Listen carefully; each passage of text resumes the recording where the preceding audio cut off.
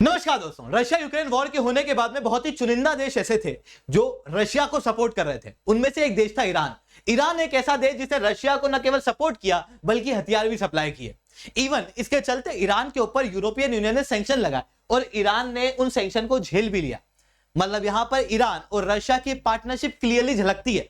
But recently क्या हुआ कि ईरान के द्वारा रशिया के एम्बेसडर को समन किया गया क्योंकि गल्फ कोऑपरेशन काउंसिल की मीटिंग हुई थी। उस दौरान में रशिया और गल्फ कोऑपरेशन काउंसिल ने जॉइंट स्टेटमेंट में कहा कि 3 आइलैंड ग्रेटर तुन्ब, लेसर तुन्ब और अबू मूसा, इन आइलैंड के इशू को बायलैटरली नेगोशिएट कर लो या फिर इंटरनेशनल कोर्ट ऑफ जस्टिस के अंदर ले जाओ, जिसपे ईरान नाराज हो गया।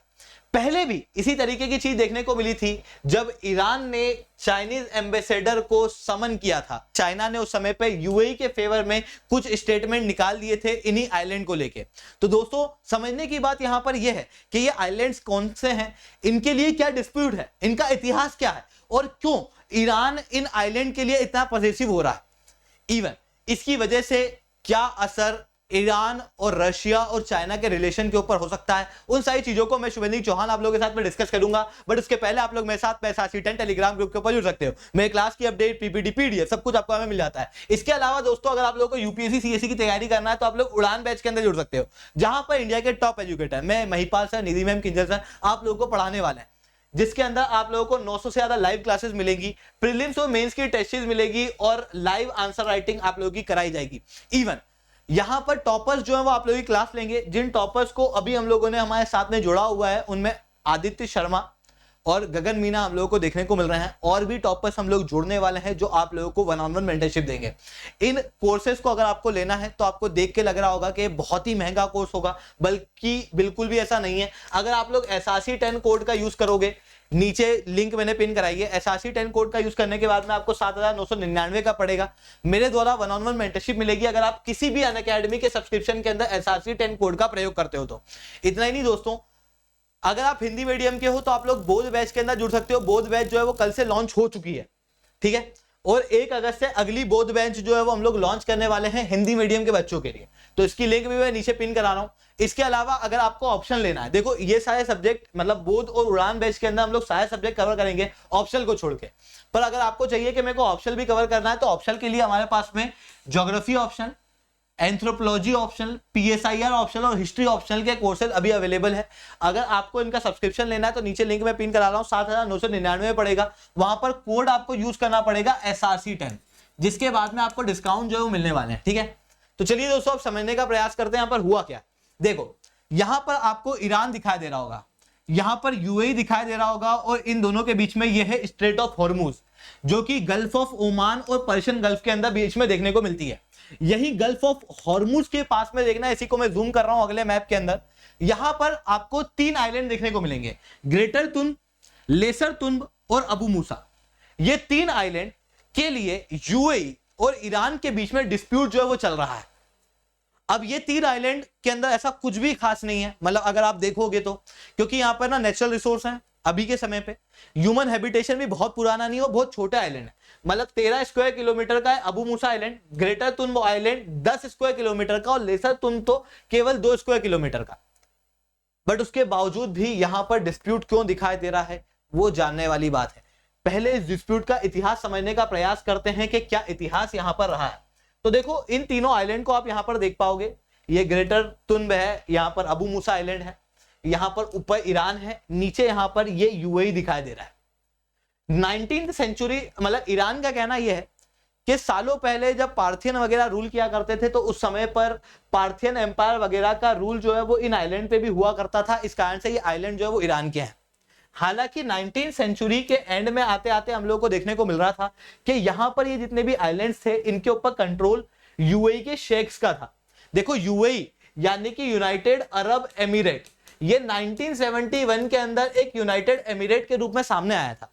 इसके पहले यहां पर 7 अलग अलग छोटे शेख राज किया करते थे, मतलब अलग अलग छोटे छोटे राज्य थे जिसके ऊपर रूल कर रहे थे 7 अलग अलग शेख। इन्हीं शेख में से कुछ शेख्स का रूल यहां पर भी फैला हुआ था।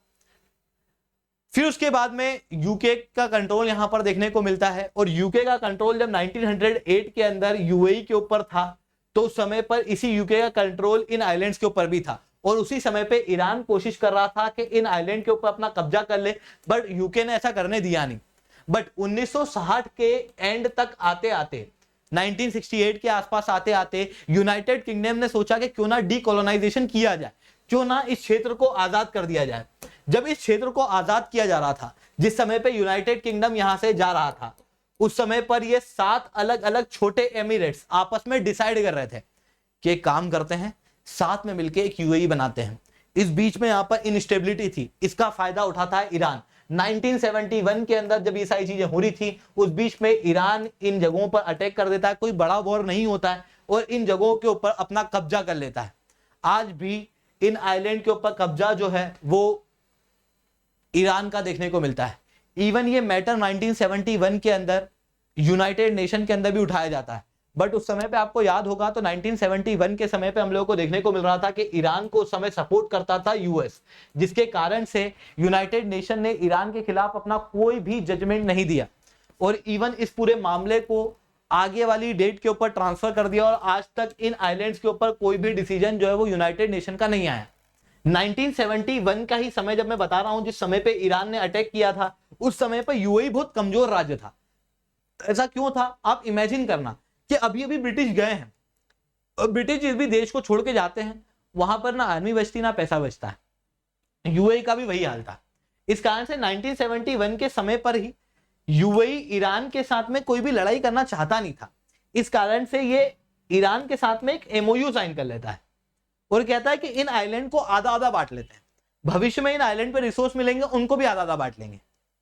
पर 1992 तक आते आते यही यूएई अब मजबूत होने लगा, और जब यूएई मजबूत होने लगा तो ऐसी कंडीशन के अंदर यूएई को अब ये आइलैंड वापस चाहिए थे। अब ईरान का डर नहीं बचा था, क्योंकि ईरान को यूएस अब सपोर्ट नहीं कर रहा था, अब यूएस सपोर्ट कर रहा था यूएई को। जिसके बाद में ईरान ने यहां पर मांग करना शुरू करी कि ये क्षेत्र जो है, ये आइलैंड जो है, इनका कुछ किया जाए। और इनका कुछ करने के लिए इस समय पर ईरान यूएई ने कहना शुरू कर दिया कि पूरा मामला इंटरनेशनल कोर्ट ऑफ जस्टिस के अंदर जाए, और international court of justice in island के डिस्प्यूट को यूएई और ईरान के बीच में हल करे। हालांकि ईरान का ऐसा बिल्कुल ही मानना नहीं है। ईरान का कहना यह है कि देखो, ये जो मैटर है ये इंटरनल मैटर है, और इसे हम लोग बायलैटरली सुलझाएंगे। हालांकि इस आइलैंड के ऊपर अभी तक कोई बहुत बड़ा युद्ध नहीं हुआ है, बट अभी भी काफी ज्यादा पॉजेसिव है ईरान इन तीनों आइलैंड को लेके। बट ये छोटे से आइलैंड जहां पर ह्यूमन हैबिटेट भी नहीं, जहां पे अभी तक कोई रिसोर्स भी नहीं मिला, इन आइलैंड के लिए ईरान इतना पॉजेसिव हो क्यों रहा है? देखो, बात ऐसी है कि पर्शियन गल्फ के अंदर काफी ज्यादा ऑयल पाया जाता है, और हो सकता है कि भविष्य के अंदर इन क्षेत्रों में भी ऑयल पाया जाए। अगर ऐसा होता है तो उस ऑयल के ऊपर कंट्रोल ईरान का होगा, और ईरान अपने आप को और ज्यादा बड़ा ऑयल का प्रोड्यूसर बना पाएगा। इतना ही नहीं, यहां पर देखना, विश्व के अंदर 1/4 तेल का व्यापार स्ट्रेट ऑफ हॉर्मुज से होता है, क्योंकि ये जो गल्फ कंट्री है, ये गल्फ कंट्री भारी मात्रा में पूरे वर्ल्ड के अंदर ऑयल वगैरह यहां से एक्सपोर्ट करती है। और जब ऑयल को एक्सपोर्ट किया जाता है तो इन देशों के जहाजों की ये मजबूरी होती है कि ये जहाज इन आइलैंड के बीच में से निकलते हैं। ये आपको सी लेन दिखाई दे रही है, ये इनके बीच में से निकलता है। ऐसी कंडीशन में जो भी देश इस आइलैंड को कंट्रोल करेगा वो इस सी लेन को कंट्रोल कर सकता है, वो स्ट्रेट ऑफ हॉर्मुज को कंट्रोल कर सकता है। अगर भविष्य में यूएई या सऊदी अरेबिया के किसी भी ग्रुप के पास में ये आइलैंड जाते हैं तो ईरान को सीधे नुकसान है, क्योंकि उनके साथ में लगातार ईरान जो है वो डिस्प्यूट में है। ऐसी कंडीशन में ईरान जो है वो काफी ज्यादा पॉसेसिव है इन जगहों के लेके, क्योंकि ईरान भी भारी मात्रा में तेल को एक्सपोर्ट करता है यहां से। इवन ईरान जब चाहे तब ये हॉर्मुज को कंट्रोल भी कर सकता है, ठीक है, क्योंकि उसके पास में ये आइलैंड कंट्रोल में है। इसलिए ईरान जो है वो इन आइलैंड को बिल्कुल भी नहीं चाहता है कोई और देश ले, जिसके कारण से ईरान काफी ज्यादा पॉसेसिव हो है। और रिसेंटली जब गल्फ कॉर्पोरेशन काउंसिल और रशिया के एम्बेसडर आपस में मिले और इन्होंने जॉइंट स्टेटमेंट निकाला, तो जॉइंट स्टेटमेंट के अंदर जब इन्होंने कहा कि अबू मूसा ग्रेटर तुन बोल लेसर तुन के लिए या तो कोई बायलैटरल नेगोशिएशन कर लो या इंटरनेशनल कोर्ट ऑफ जस्टिस में जाके इस चीज को सॉल्व कर लो, दोस्तों ईरान भड़क गया, क्योंकि ईरान नहीं चाहता case international court of justice में हो, क्योंकि इंटरनेशनल कोर्ट ऑफ जस्टिस के अंदर केस ले जाने की बात ईरान नहीं यूएई कर रहा है काफी समय से, पर ईरान कह रहा है नहीं इसे बायलैटरली सॉल्व करेंगे।